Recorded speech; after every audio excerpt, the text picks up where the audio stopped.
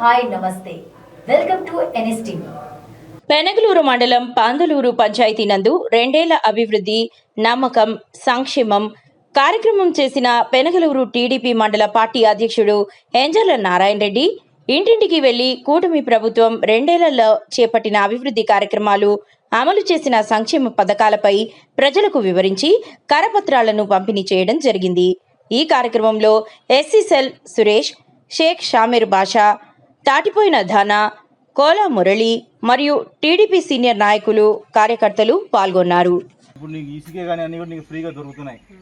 నీకు కూటమి ప్రభుత్వం వచ్చినాయి కానీ అన్ని నీకు మంచి జరిగినాయి కదా. చంద్రబాబు నాయుడు ముఖ్యమంత్రి అయినాక నీకంతా మంచి జరిగింది కదా. మళ్ళా చంద్రబాబుని గెలిపించుకుందాం.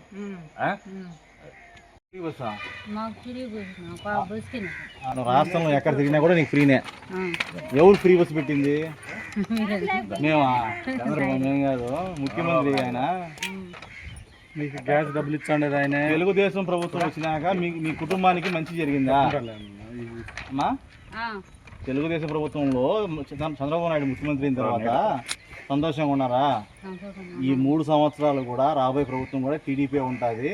నీకు ఫ్రీ సిలిండర్లు వస్తాయి, నీకు ఫ్రీ బస్సు ఉంటుంది, పిల్లలకు తల్లిదండ్రుల డబ్బు వస్తుంది, పొలం ఉంటే రైతు భరోసా డబ్బులు వస్తుంది. ఉంటే అంతా మంచి జరుగుతుంది. చంద్రబాబు నాయుడు బాగుండాలని మీరు ఆశీర్వదించండి. మళ్ళీ ఆయన సైకిల్ గురించి ఓటు వేయండి. ఇది 3 సంవత్సరాలకు మళ్ళీ అంతా మీకు మంచి ఇంత మించి మంచి జరుగుతుంది. ఒకవేళ మీరు కాలనీలు అప్లై చేసుకున్నా, ఏదైనా లోన్లు అప్లై చేసుకున్నా, గవర్నమెంట్ అయిన తర్వాత ఈ 2 సంవత్సరాల్లో